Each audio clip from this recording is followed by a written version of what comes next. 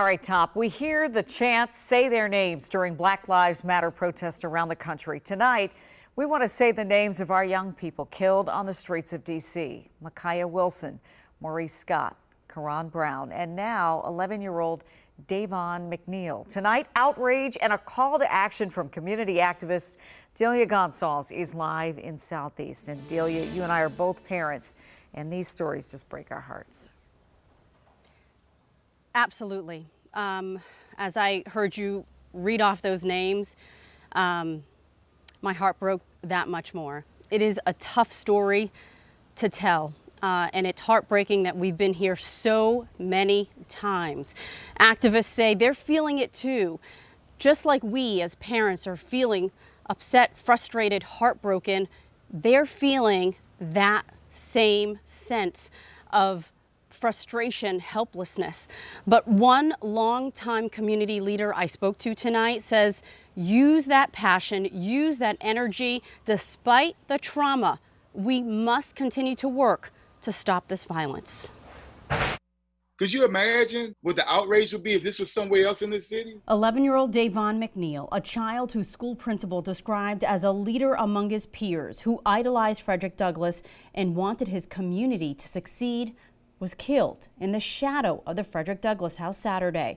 Gunned down, police say, after a community block party organized by his mom, a violence interrupter. I get mad when people criticize like the violence interrupters. I did it for over 20 years. And people don't know you risk your life every day. You risk your family every day. Ron Moten knows the heartache and hard work it takes to reform your community from the inside. Before the violence interrupters, there was Peaceaholics, led by Moten from 2004 to 2011. We sent over 160 children to college in a 5-year period. We squashed over 40 major beefs. Everybody wants everything to happen overnight, and I'm sorry, it doesn't work like that. It takes work.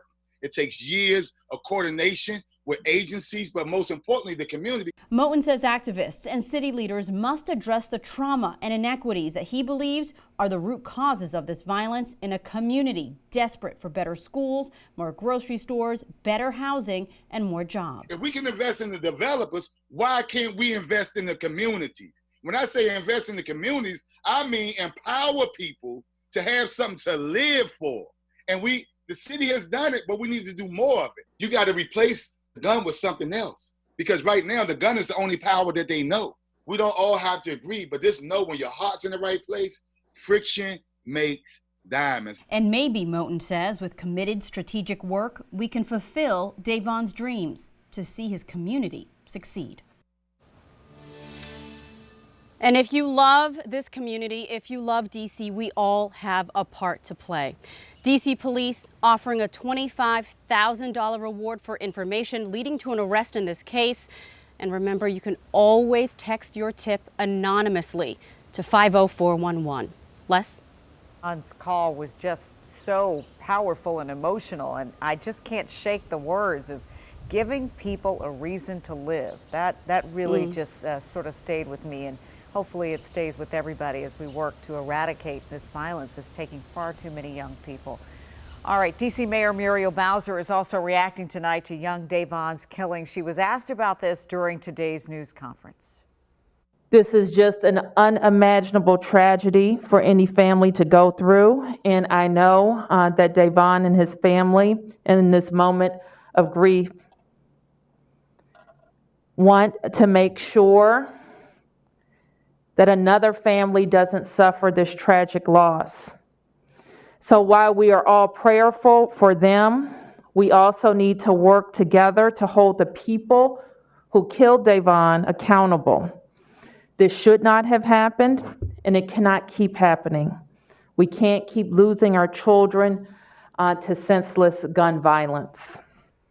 And we are losing our children around the country in this way. Right now on WUSA9.com, you'll see it was a violent holiday weekend across the country. Atlanta's mayor talks about an 8-year-old girl who was shot and killed while riding in a car. And a Chicago family is grieving after a 7-year-old was shot and killed at a family party. She was among more than a dozen people killed in Chicago over the weekend. You can click the link right on the homepage to read more about their stories and those calls for action. Adam.